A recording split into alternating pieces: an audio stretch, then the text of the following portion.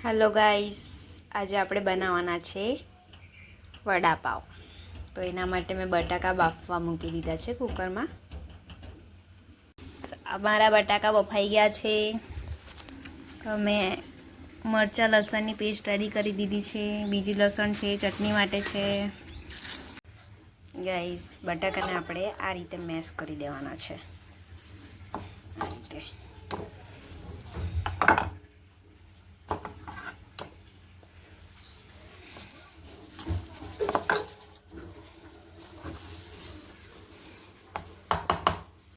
Guys, બટાકા આપણા mesh થઈ ગયા છે બરાબર. હવે આપણે એને વઘારી દઈશું.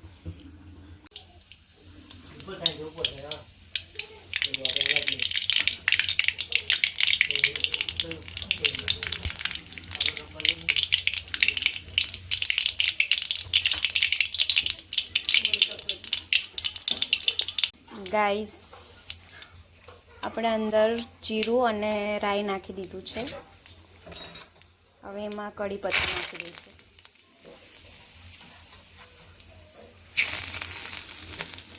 પછી એમાં લસણ મરચાંની પેસ્ટ નાખી દઈશું.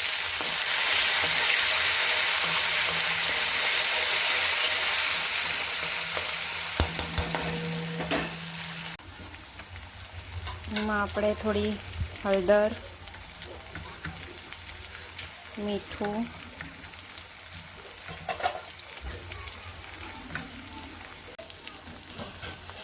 ધાણા જીરું પાવડર નાખી દઈશું. હવે આ મેશ કરેલા બટાકાને આપણે આના અંદર નાખી દઈશું. ગાઈસ, જો આપણો બટાકાનો મસાલો જેના આપણે વડા બનાવવાના છે રેડી થઈ ગયો છે. ગાઈસ, આપણે બેસન ચણાનો લોટ લઈ લીધો છે. એમાં થોડુંક મીઠું નાખીશું, થોડીક હળદર નાખીશું અને એને થોડું પાણી નાખીને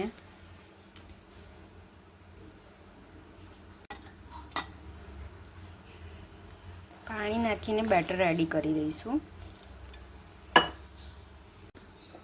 જો ગાઈસ, આ રીતે બેટર રેડી કરી દેવાનું છે આપણે.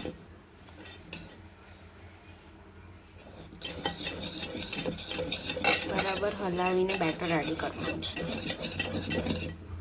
આટલું જાડું રાખવાનું છે એટલે બરાબર એનાથી વડા બની જાય.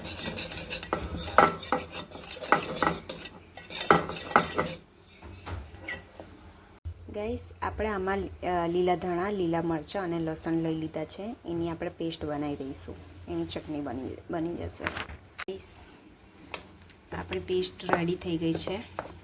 ચટણી, ધાણા, મરચાં, લસણ અને એમાં મીઠું અને ધાણા જીરું પાવડર મેં એડ કરેલો છે એની અંદર. આપણા વડા તૈયાર થઈ ગયા છે. હવે એને તળી લઈશું બેસનના નાખીને. ગાઈસ, હવે આપણે વડા તળી લઈશું.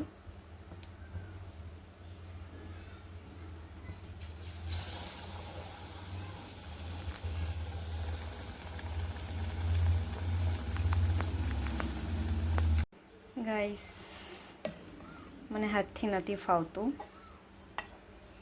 એટલે હું આ રીતે ચમચાથી કરી રહી છું. ગાઈસ, આ ગોટા આપણા રેડી થઈ ગયા છે. અમારા વડાપાવ રેડી હે. વડાપાવ કેવો બન્યો પપ્પા?